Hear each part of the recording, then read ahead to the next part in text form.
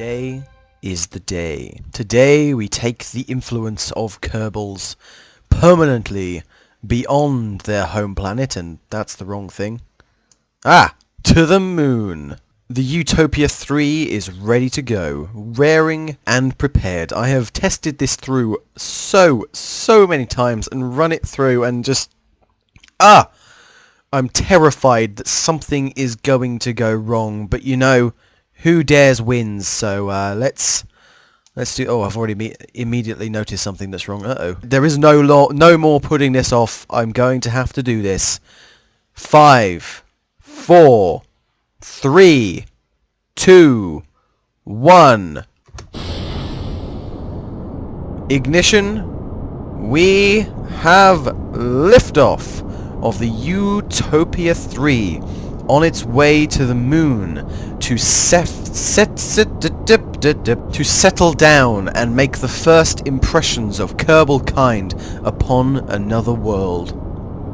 Data from Utopia 1 and 2 has been studied extensively, and we are sure that we have found a moderately decent candidate for where to land. Due to Utopia 3's larger weight and reliance upon a service module to do lunar orbital maneuvers, the success of this design of rocket has been subject of some doubt. But as the sky folds back in an altogether very creepy manner and we blaze past 3 kilometers in altitude, I have faith. We're just about coming up to 100 meters per second now. Actually, pretty much exactly at the same time we're going to pass 5 kilometers, which is really good. But we do not really have all that much fuel left in the tank. I was considering using SRBs attached to this, but evidently I didn't. Okay, it looks like to me we are going to reach 10 kilometers before the first stage burns out, which is a good sign. 10 kilometers passed and we are still barreling on. Stay on the 90, because we are going to transfer to the moon. It is absolutely necessary that we stay on the 90. There we are. First stage burnout, separation, second stage ignition, throttle up the second stage to that amount, and watch the first stage fall away. Usually at this time we are a lot further over and a lot higher in altitude, also going a hell of a lot faster. I have actually modified this one a little bit, as you can see here. Usually it's the double length tank in here, but I've separated that in favour of having a slightly better looking fairing, because otherwise this was going to be short and stubby and awful. Down to half a tank. Yep, there we go. Okay, we're into our second fuel tank there. 32 kilometers, fairing separation. Lovely, nice and clean separation. But this was to make the fairings a little bit longer, because otherwise they would have just been like, like this round thing, and they have to be really wide, because I've got this light here and these landing legs on the outside of this strut. Landing legs are a really hard thing to compensate for the fairings, so kudos to the people that do that in real life. Nearly there. It's going to be close. It's going to be very, very close. I don't want to use this stage here for any getting into orbit around Kerbin, because that will cause problems later down the line. So hopefully, pretty much exactly on target right now. And there we go. Okay, nicely done. So it's going to be a 15-second burn. Apparently. Now, do we have that in the tank? I don't think so. I don't think so. It would have to be less than 1 unit a second, and that's at full throttle, that is. Light test. There we are. Illuminator is working marvellously. Extend transmitter. Awesome. Signal received. Toggle display. Log temperature. Nice. We probably won't bother with that. 20 seconds. Going to begin burning now, I think, because I don't really believe that we have it in this tank to get into orbit, so let's do it. Oh, it's going a long way. Oh no, there it was. Burnt out. We barely did 100 meters per second. Oh dear. Right, separation, and now it's apparently going to take 4 days. I hope that's not right. Ignition. Throttle up. It is an LV909 engine, and if you look here, it's clipped inside the tank. And it's really weird, because this tank is clipped up to this decoupler here. I've got two decouplers, and this is attached to that decoupler. But I think that this looks really, really cool. Look at that. You've got like the gold plating, and then there's a little bit shining through there, which kind of ruins the effect. But you know, this looks very, very correct, I think. I'm worried now. There we are, in orbit. Oh god. That's a lot of our fuel gone. Okay, we can do this, we can do this. One thing I keep forgetting is that this doesn't have to come back. I'm very used to having to bring things back, which means you want to leave more than half of your fuel left in the tank once you get down to the surface. But really with this, we have that whole tank to use, don't we? So maybe it's not so bad.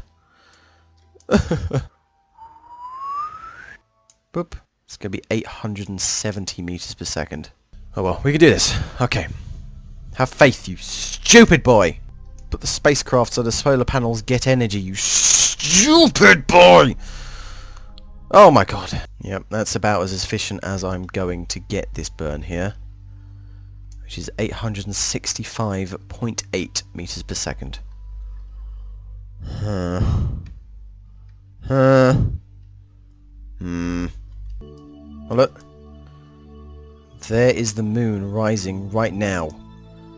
I'll tell you what, I think actually right now may be the perfect time to burn. Sod all this. Let's just do it. Okay. Just doing it. Just, here we go. Activate operation, just fucking do it.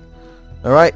This has been the theme of this entire mission, really. Just fucking do it. We're just going to throw all of this fuel out into space. Hope it gets us somewhere. Somewhere nice. And rocky.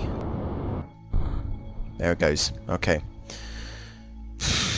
That was supposed to get us to the moon and do all the other things, but whatever. We're going to separate. We're going to activate these two engines.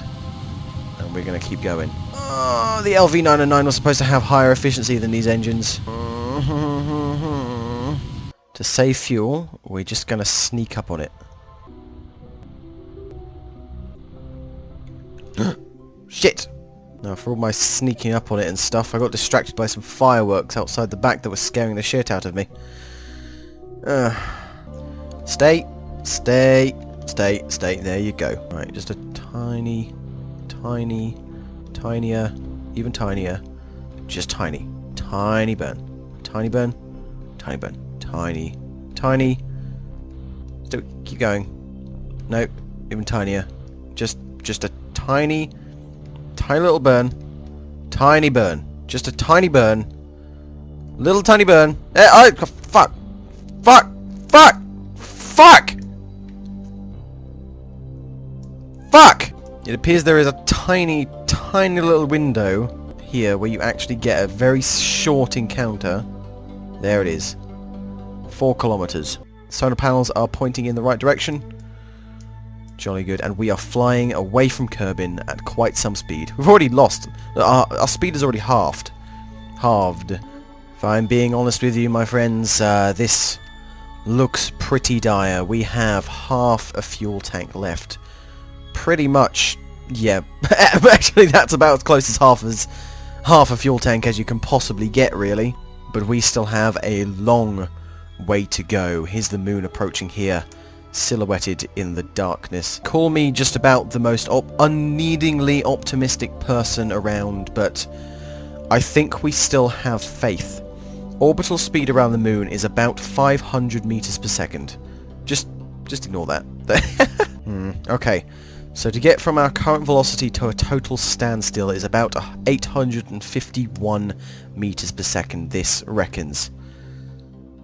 Maybe we can do this. I hope we can do this.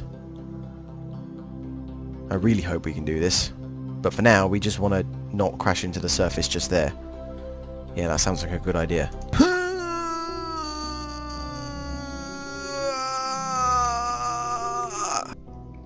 So from our experience with Utopia 2, we know that 6 kilometers is pretty safe over the equatorial regions, and this place, well, I mean, there is a crater wall there, but it shouldn't be too much different, I don't think. I hope. There's an awful lot of hoping going on.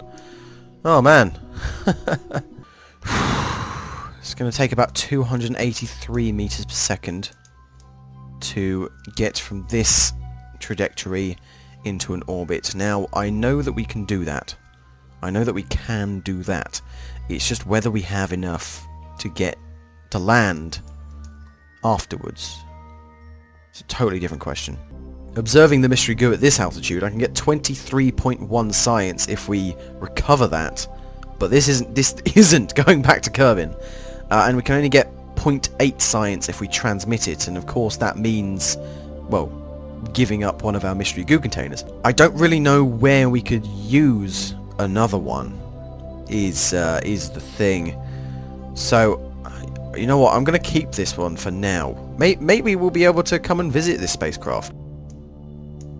5 minutes till apoapse. We've still got plenty of electric charge. This is going to be scary because we are going to be flying over the surface really quite low at quite a faster altitude than Utopia 2 is. So this is going to be scary. Just over a minute and a half until the burn point. I'm going to flip around. I can see these mountains here. I don't know if you can see them, but yeah, outlined in the sunrise, and they're looking a little bit ominous. Okay, I'm ready. I'm in position. A minute and 9 seconds away. The Utopia 2 is here to wish us good luck, I think. Oh god. I'm terrified! 40 seconds. The moon fills our view here. It looks like the Utopia is actually really, really close to the ground, but I think that's the point. It's actually at 10 kilometers, I believe. Oh, and behind a mountain. That's why it looks quite so close. Under 30 seconds now. Estimated burn time is 34 seconds. So I am going to begin burning at exactly 20 seconds. And hope that... Okay, I'm going to begin burning now, because I don't... Oh, actually, that's not... The burn is not going to take very long at all. It's quite scary. Right, 10 seconds there. Burning, burning, burning hard, burning hard, burning hard. Just throwing our fuel out into space.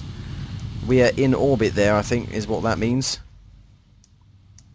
Yes, we are. Our orbit is decreasing. Our orbit is decreasing. Here we come. Right. Oh, God. What the fuck is this camera? Ew. Ew! Hello? Okay. Yep. Okay. Okay. Okay. Okay. Okay. Come on. There we are. Okay. That's a bit better. Right. We are in orbit. Yes? We are? We are. We are actually in orbit now. Quite low there. Well, here's the surface of the moon.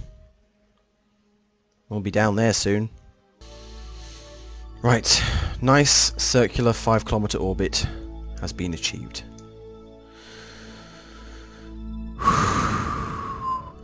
I'm okay. I have about a quarter of a tank left. Yep, pretty much exactly a quarter. This is going to be interesting.